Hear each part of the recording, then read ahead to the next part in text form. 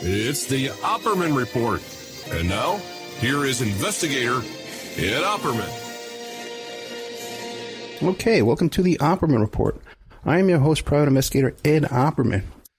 Okay, we got a fascinating topic. In fact, I've been looking forward to this show for about a week now. Our guest is Mr. Tom Kizzia from Alaska. He's a journalist over there, and he's written this fascinating book about this fascinating family. It's called Pilgrim's Wilderness. Now, you can check it out a little bit more at his website, tomkizzia.com. But it's about this family of 15 people with Papa Pilgrim, the old man who runs the family, and it turns out he wasn't quite what we thought he was. Mr. Tom Kizzia, are you there? I'm here. Hi, Ed. Thank you so much. Tell us about yourself. Who is Tom Kizzia?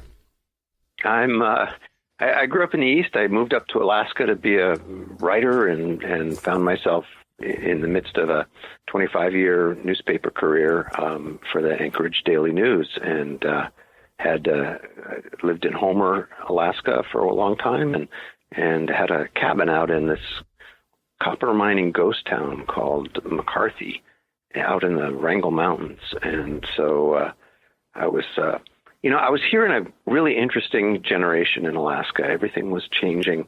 The world was kind of closing in on the old frontier. There were new national parks and oil and all. And I was writing, as a reporter, I felt like I was writing about a historical transition. That was my subject, my big subject. And so I was always looking for stories that would tell that. And then I heard about this family that had showed up in McCarthy, in that ghost town out there, that was really seemed to just kind of crystallize a lot of the issues about the changing nature of Alaska. So I kind of burrowed in to see what was going on with this family, and it turned out to be way, way more than anything I imagined when I started out. Before we get to the family, you said you grew up out east, like Florida? Yeah, New Jersey. New Jersey. Yeah, wait, you're kidding me. So New Jersey. And how old were you when you went to Alaska? Right out of college. I was full of literary ambition and liked mountain climbing and backpacking in the wilderness, and I got a glimpse of Alaska, and I said, wow, I can't believe a place like this still exists. And just as a subject, too, for journalism, it seemed like a good place to be. Any regrets? Yeah, not at all. No, it's been a really great life. Okay. Yeah. All right, so tell us a little bit about this Pilgrim's family here, Mr. Papa Pilgrim. Yeah, so I was hearing from friends out in McCarthy about this big family. It was Papa Pilgrim and Mama Country Rose and 15 children had showed up out there, practically doubling the population. And they had moved to an old mining site up a valley 13 miles out of the town. Now, this town, you have to realize, it's like the only town inside Wrangell St. Elias National Park, which was created in 1980 by Congress. It's the biggest national park in the country. This park is bigger than Switzerland. Wow. And it's got one little ghost town in the middle of it, and that's McCarthy. And so you can drive out this long, slow, rough gravel road to get to it, 60 miles. And then beyond that, it was 13 miles up in the wilderness in this valley where the family planted themselves. And they were, immediately really striking to see. They all the young men had beards and old cowboy hats, and the women, the girls, all wore the long dresses, those long prairie dresses, and they had that kind of 19th century aspect. I wrote that they looked like they'd just fallen off a Conestoga wagon, and they were very musically gifted. So when they first showed up in McCarthy in the middle of winter, they broke into a concert at the little lodge there, and with all their guitars and fiddles, and made a great first impression. And that was often the case, that they would kind of knock you out with their piety. They were very Christian and very, very proper, and the kids all kind of waited for the father to take the lead on things. And so they moved up to this mining site, and then because they wanted access, and they were, gifted at machinery and rural living. The father got on a bulldozer and just sort of bulldozed a road down the valley to get to town so they could get back and forth and get their supplies in and out. You don't do that in a national park. You don't just get on a bulldozer and start, cutting a road.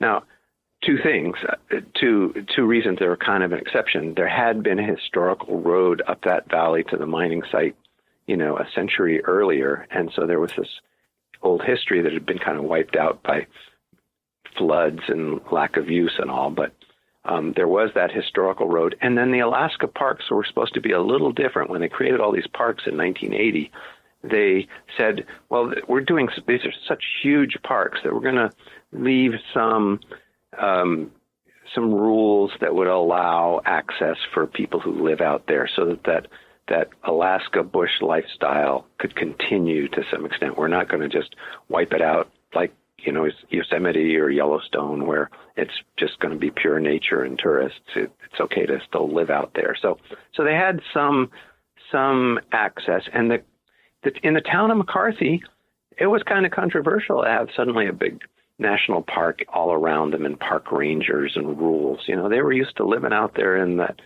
sort of wild frontier. And so there was some resentment. And so there were a bunch of people who initially jumped on Papa Pilgrim's side. So I heard about this and I thought, wow, this is a great story. I should call this guy up. And they had just put phones out in McCarthy for the first time. So I was able to talk to him on the phone. And he was a case. I thought, man, this guy, he is so, gentle and pious in his presentation, but almost to the point of ridiculous. So I thought, man, I basically talked my way into an invitation to come out and visit. He said he'd never had a reporter in all the years. They'd lived in New Mexico, it turned out, he told me, for 25 years in the Sangre de Cristo Mountains near Taos, and had finally left, he said, when it was getting too crowded there in the mountains and they needed their peaceable distance from society so they could lead their pious life, because the kids, he didn't want them to ever be exposed to television or bad influences. And so that's why they were living in the wilderness. And, so I said, okay, I'll come out. And I rode horses up that controversial road and spent a couple of days up there with them, and ended up getting a heck of a story. Well, let me ask you this now. Because you're saying 60 miles in the middle of nowhere to begin with, and you had to ride a horse up there. How is it that this guy and his family had you said they had a tractor or a bulldozer or something? How do you do that? How do you have gas and the money to support this kind of operation? If I went up there with 15 people, we'd be dead in a week. We'd be just starving. Yeah, right. Yeah. They had they had a few resources. I mean, they drove to Alaska in a kind of caravan of old trucks, and they got the bulldozer off the mining site that they bought, which they, had made a down payment on. And the down payment was on, in Alaska, you've perhaps heard of the Alaska Permanent Fund dividend. Right. Which, $1,500 a month, right? Cash that goes to each person, each resident. And sometimes it's $1,000 or $2,000 a year that comes out of the oil revenues. Mm-hmm. And when you have 17 people in your family, that kind of adds up. So there was that. And then some of the older sons were in their early 20s, and they would hire out for labor. So their money would come into the pot. So they had some resources. They were not wealthy. But I went up there, and so it was 60 miles to McCarthy, where I have a cabin, and then it was another 13 miles by horseback up that road that the National Park Service had, basically come down on him in a big way, saying, filing lawsuits saying you can't get on a bulldozer and drive through a national park. I mean, imagine somebody doing that at Old Faithful. Just doesn't work, right? So, or Red Rock. I'm here in Vegas, and Red Rock, let me get my bulldozer and start moving things around. Yeah. So it was getting pretty tense, actually. I mean, there was sort of this feeling of a little bit of pre-Ruby Ridge, that sort of reclusive family and the government agents. And it was, both sides were kind of getting testier and testier, and there was a lot of support in the community for this guy. So I went up and spent, a night up there and heard his spiel. And it was kind of creepy being there. When I got up close, the kids were really, I liked them a lot. They were really capable and bright-eyed in a lot of ways. But the way they held back and wouldn't talk, and the things he said about, that he would only let them go out two at a time, because that was the way Jesus sent his disciples out as pairs, and that they wouldn't bathe. They never saw the naked body. They would bathe in their clothing. And wow. It was just, it started to feel like a family cult. Like there was definitely some creepiness to it. And the story that I wrote, it was actually ran in two parts, very long, like 4 or 5 full newspaper pages with photographs. And I had a full page of letters to the editor afterwards, people saying, I have never seen a story with so many red flags in it. But, they still had their defenders as well. And so all of that was strange enough. But then at the end of my visit, he said, I'd never talked to a reporter before, because there was a reporter once who wrote a story about my father that was terrible. And I said, what was your father's name? And he said, I.B. Hale. I said, and I wrote that down. Check the internet when you get back. So I looked up to see if somebody had written a story about a guy. He said he'd grown up in Texas, a guy named I.B. Hale. So the person who had written the story was Seymour Hersh, was, one of the country's, leading investigative journalists. And I thought, ooh, this is getting interesting. And man, did his background come spilling out. Robert Hale was Papa Pilgrim. He had grown up the son of I.B. Hale, who was one of the leading FBI agents, was based in Dallas. And he was part of the whole, Kennedy assassination world. And the Hersh's thing had pinpointed Bobby Hale as a teenager, and his twin brother Billy had supposedly broken into the Los Angeles apartment of Judith Exner, who was the mob-related girlfriend of JFK, of President Kennedy, and had supposedly planted listening devices in her apartment in order to trap Kennedy. At that point, I.B. Hale had left the FBI and was working for General Dynamics, who had a big defense contract pending with the government, and according to Hersh's assessment, was trying to put pressure on the president to intervene, and there's some evidence that there was some presidential intervention. This is all, the Hales denied it, but I.B. Hale, the father, was close to J. Edgar Hoover. I mean, it's like this whole, suddenly you open the lid and this whole strange world of affluent teenager driving a Corvette around Dallas, Fort Worth, is not the long-haired, bearded, pious, Jesus freak father from the mountains of New Mexico and Alaska that Papa Pilgrim presented himself to be. And you go, this guy is very complicated. He was very charismatic, though, and he told great stories. And it was just kind of creepy that everybody in the house, in this little cabin, sat back silently while he spoke. And the dinner hour had come and gone, and nobody uttered a peep of protest because Father was speaking and we can't say anything. So anyway, I wrote the story, including the background, and Papa Pilgrim didn't like being exposed that way, because I also talked to the neighbors down in New Mexico who would kind of run him out of the country down there. They got tired of his act, and But in Alaska, he still was popular. This fight with the Park Service was going on, and so they were, in spite of my story, they were his allies were flying supplies up to the airstrip at their mining camp to sort of circumvent the blockade of the national park, and this Ruby Ridge thing was kind of escalating, and it was quite an elaborate story that went on for a year or so. Then it kind of died down, and there was a year or so where you didn't hear much about what was going on, because they had not pushed the issue with the national park beyond a certain point in terms of using that road. So that issue had died down. Everything was kind of quiet. And then one day I get a call from my editor, and he says, Alaska State Troopers just put out a press release. They're hunting Papa Pilgrim for assault, rape, coercion. Everything kind of suddenly had blown up out there. And then I was back on the story for the next year.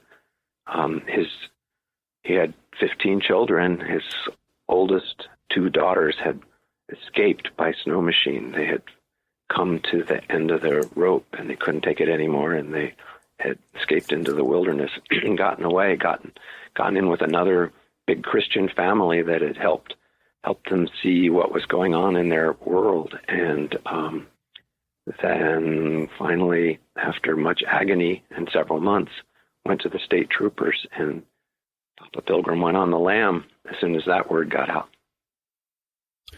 Where could he go? He was on the lam in the wilderness by himself? Yeah, he was on the lam. He was basically hiding. Excuse me, hiding for about a week or 10 days before they finally tracked him down. But he was very knowledgeable backwoodsman, and he was able to hide out for a while. But it was fall. It was winter. I guess it was spring, snowy and cold. So they were. He wasn't able to hide for that long. Well, where did he pick up his backwoods skills? If he's the son of an FBI agent and he's doing black bag jobs as a teenager, where does he pick up these FBI skills? Not FBI skills, we know he had. Where does he pick up these backwoods skills? Just sort of being the hippie that he became after he rejected his upbringing and went off to New Mexico. Well, before New Mexico, he was in California, and he kind of had this wandering period. He was 33 when he met the 16-year-old woman who he said he had a vision, a kind of LSD vision. He was doing a lot of drugs, and saw that she was going to be the mother of his children, and he was going to have 25 children. He said, and she, because she was a young runaway from L.A., he was able to kind of wrap his web around her. And one of the big questions always in book groups that talk about my book was the mom a victim, or was she, criminally liable along with him for what was happening to the children? But he kind of brought her into his world, and they were basically living a very rustic life for a long time out of trucks and squatting in shacks. And they had an encounter with Manson at one point, according to the wife, kind of stopping in that ranch in the 60s, and it was kind of, they were up in a rural commune in the Oregon, Northern California area for a while.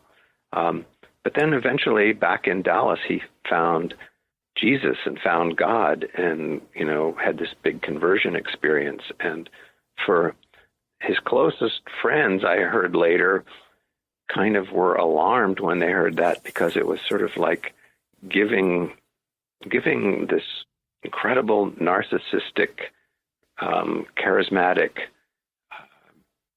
dangerous character God as his nuclear weapon was going to be trouble, and it surely was. He had his Bible was thickly underlined and notated. He had, read it many times and analyzed it and interpreted it and put together, a phrase here from a phrase there that he kind of created his own version of the Bible and his own interpretations. And he wouldn't, admit to let his kids go to any other church. He was the one who was interpreting it.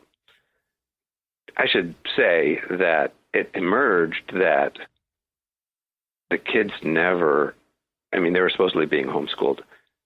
None of them, except for the oldest daughter, ever learned to read or write. They had no information about the world other than because they were so isolated, what was given to them by their father, by Papa Pilgrim. They called themselves the Pilgrim Family. That was the way they played, and that was how they were known. But they basically had read two books, or had two books read to them. One was the King James Bible. So they had this kind of florid speaking style that came from the King James Bible. And the other was Pilgrim's Progress, John Bunyan's classic of, searching for a spiritual life. And that was it. Pilgrim's Progress was kind of their Lord of the Rings and everything else. They would have family readings of that where Father would read it to them. And it was pretty, that was it. But he did read, apparently. Kids told me later that he read my story to them, the one that ran in the Anchorage Daily News, pausing to say, that's outrageous, and how could he say that sort of thing? And there was a line in there in the story about somebody who knew them said, well, I think those kids have all been brainwashed.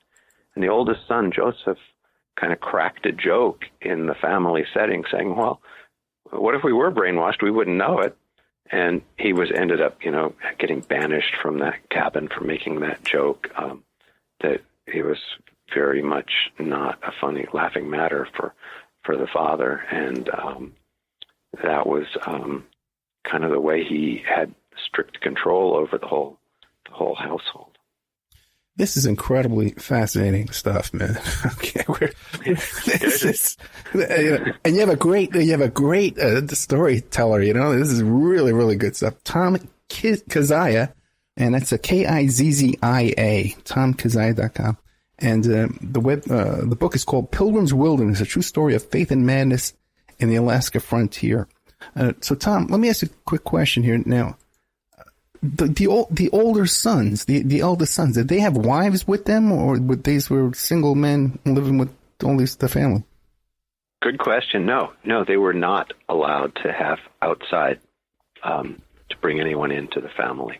He told me in my interview when he was still talking to me that they were welcome, anyone who wanted to sort of join their family on the grounds of, bowing, not even say bowing, but, joining their religion and the Bible as they saw it, was welcome to join them. But that was really, BS. He was really keeping them all in his own, control under his wing. And there was no outside, no outsiders allowed to enter in. So and these sons were in their early 20s. So there was, some,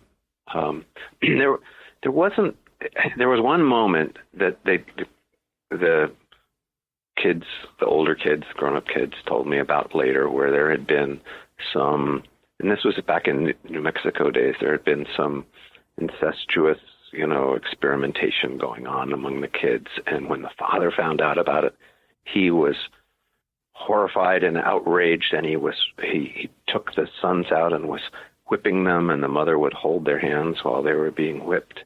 But the thing that's really perverse about it is that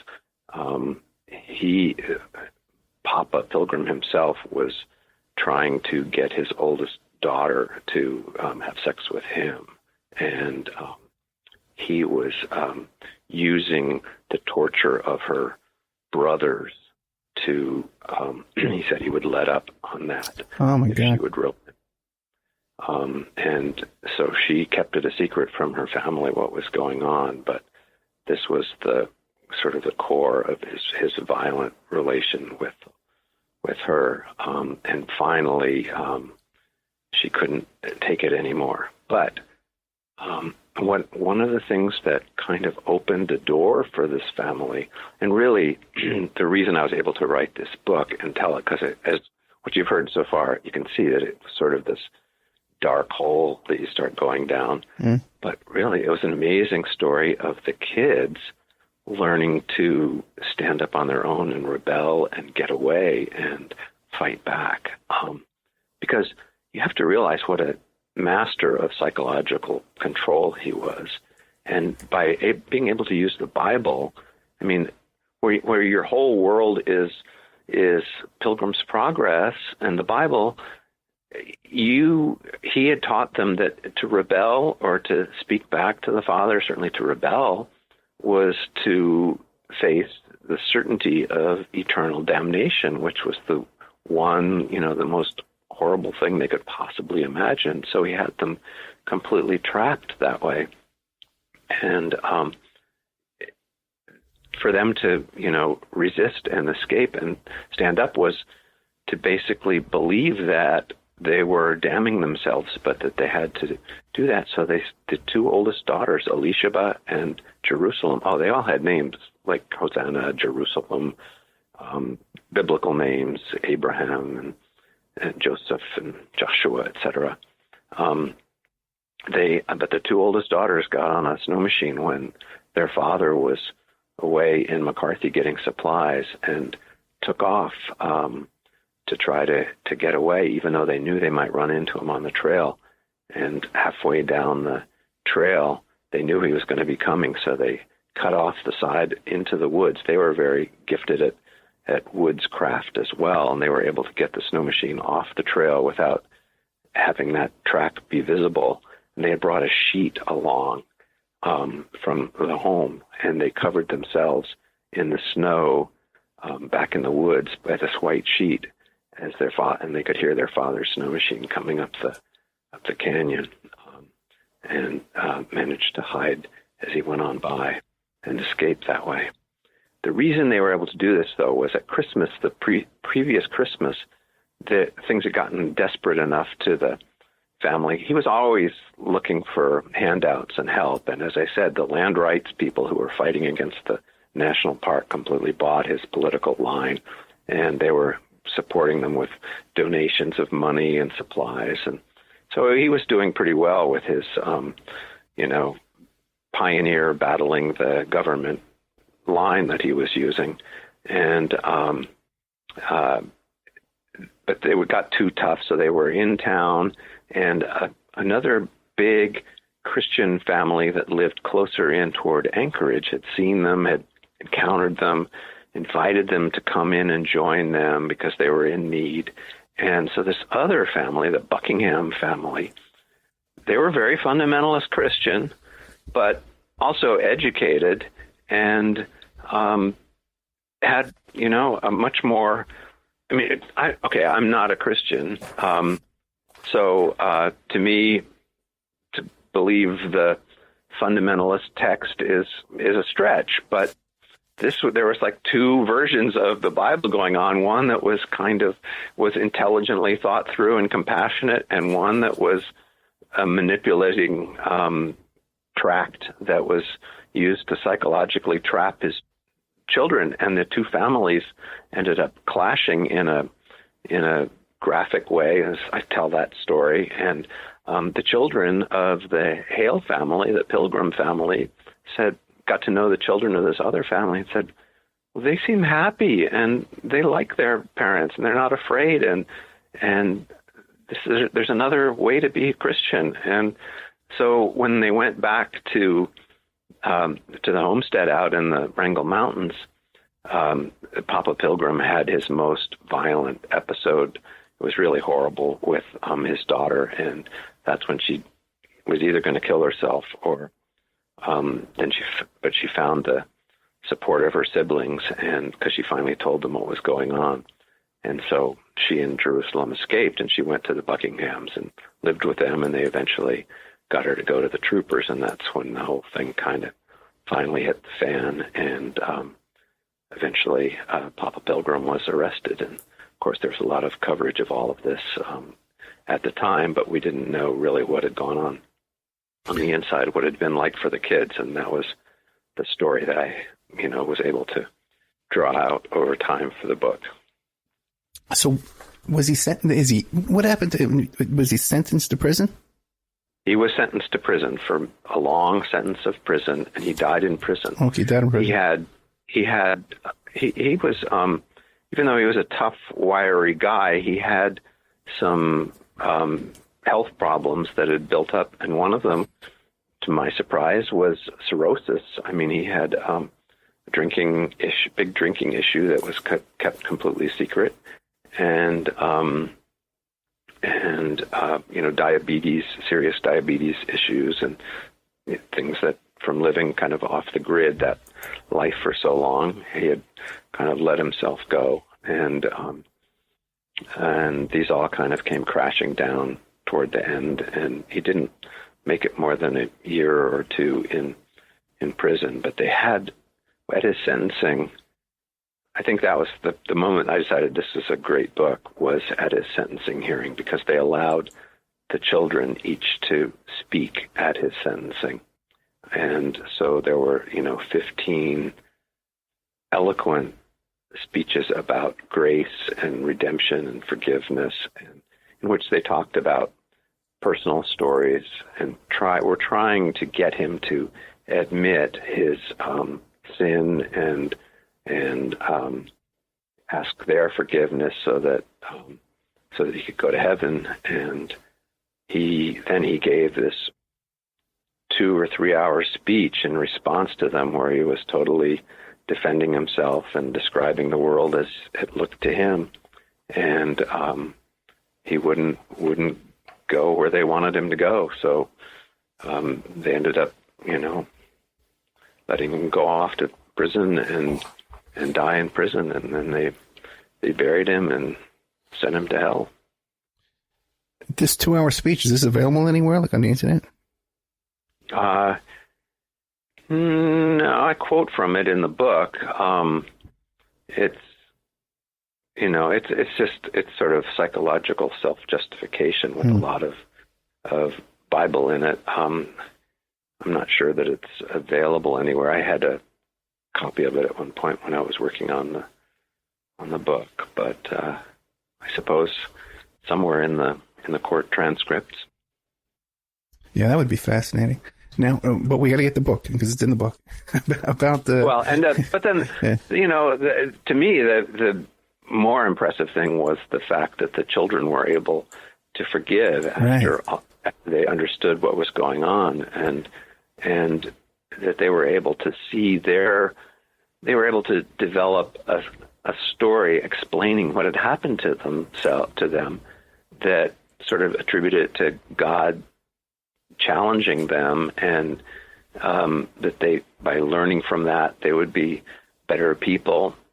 I mean, it's amazing that they didn't, become, criminals and drug addicts and reject the whole thing, that they're all Christians today. To this day, it's kind of tied in with the Buckingham family and living their life by their sort of way they were raised in some measure, but in a much sort of cleaner and purer version of the Bible.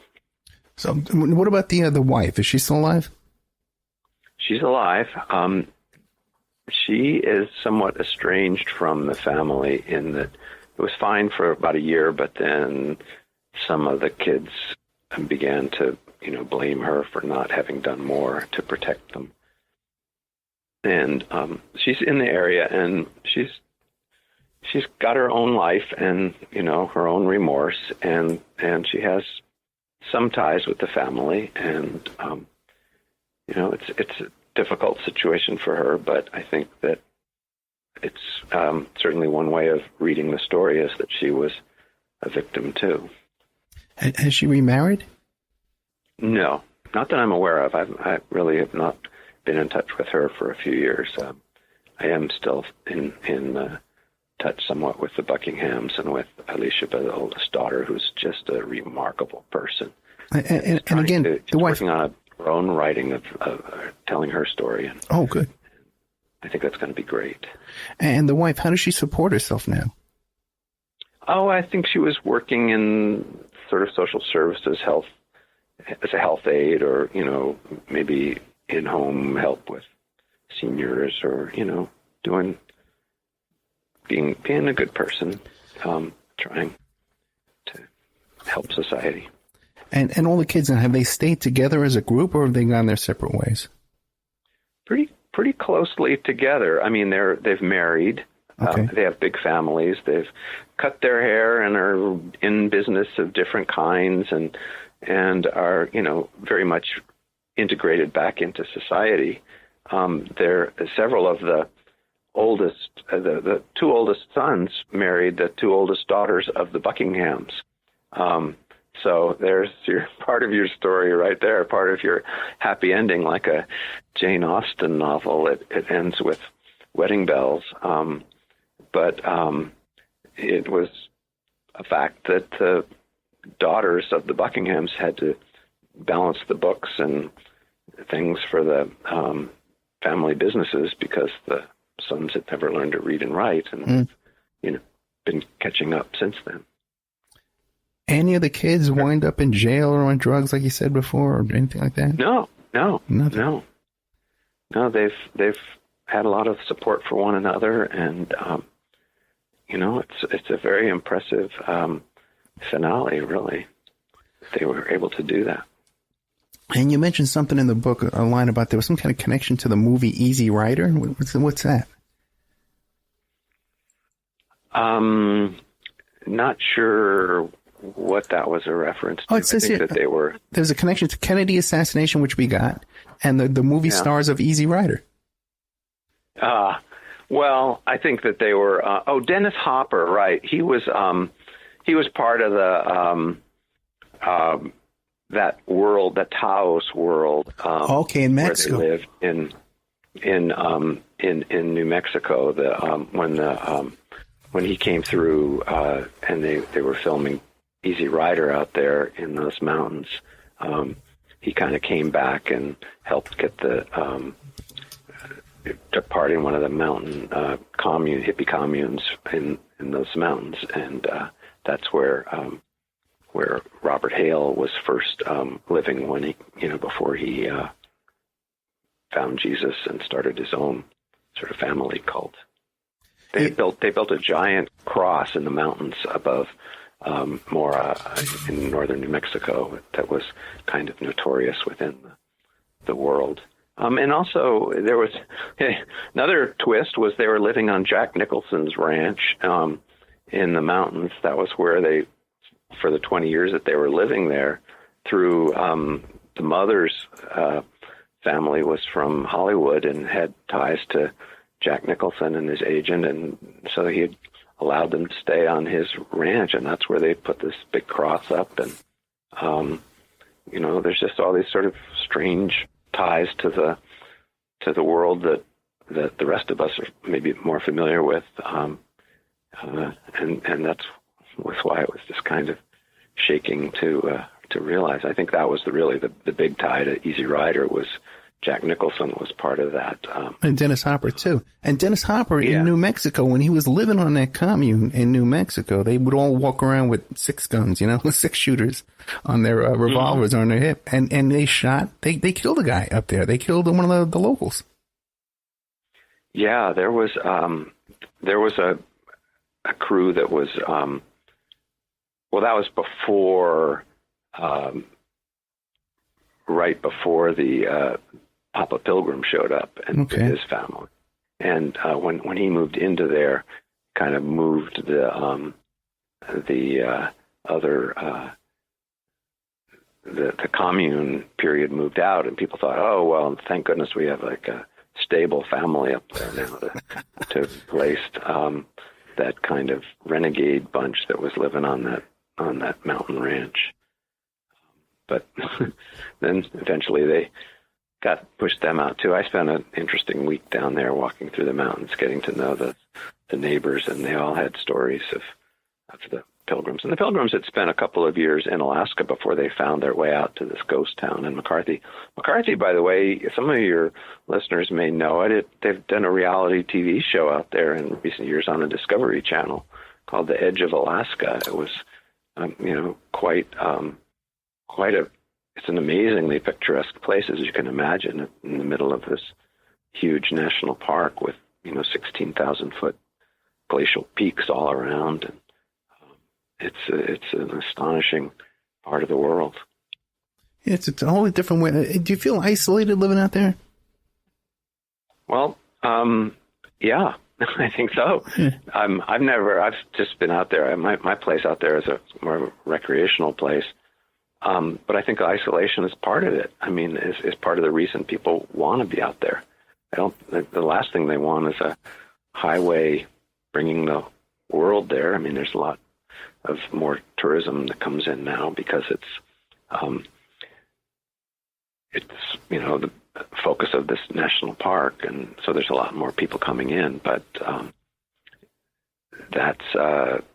it's still you got to slow down and drive this rough road to get there, or fly in and in a small plane. And not every tourist is going to want to do it. I mean, there's like tens and tens of thousands of tourists who go to Denali National Park, and if you had that kind of high volume traffic coming through McCarthy, it wouldn't be McCarthy anymore. It would be, just another gateway to a busy national park. But instead, it's still got that kind of remote, isolated ghost town feeling a little bit, and people who live there want to kind of hold on to that, and it's a rare quality in the world today. That certainly was what appealed to Papa Pilgrim about the place. And I bet you, it's because I'm sure there's neighbors I have here in my little apartment complex that I could spit out the window and hit, but I don't know their name. I don't know who they are. So I'm probably even more isolated in some ways than you guys are up there. Yeah. Well, the community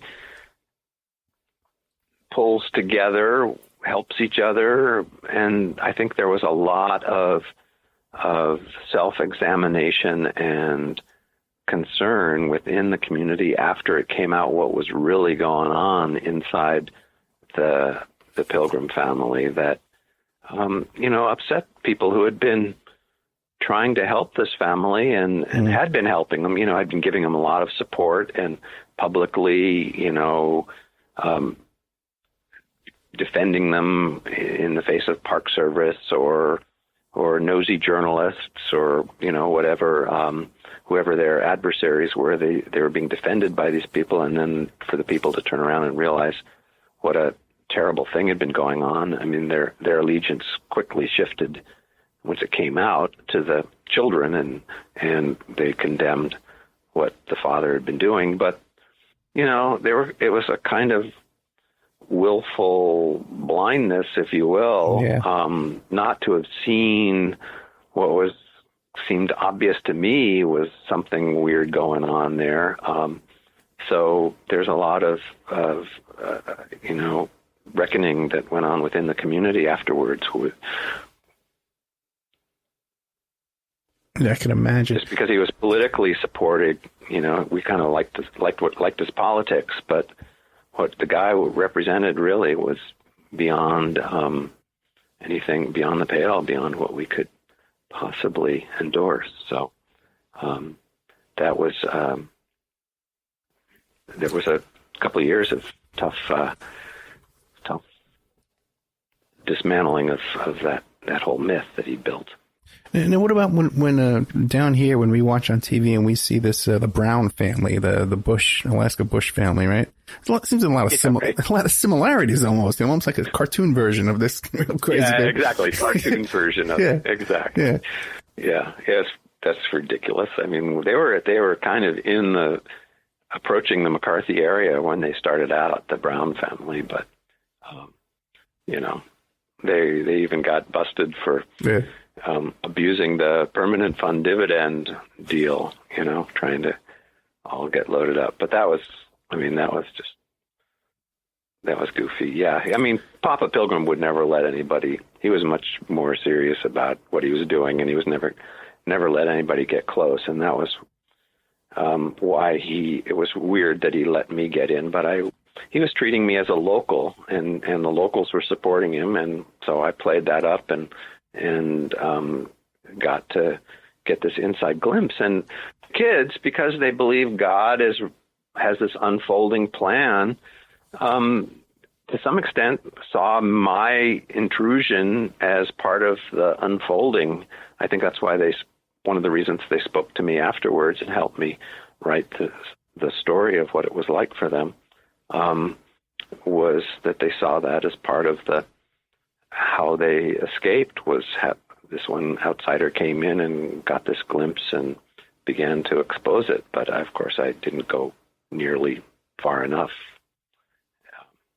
Looking back, even, examine my own shortcomings in this, the investigative reporter who didn't really crack the case. And it was 2 years later that the daughters had to do it on their own.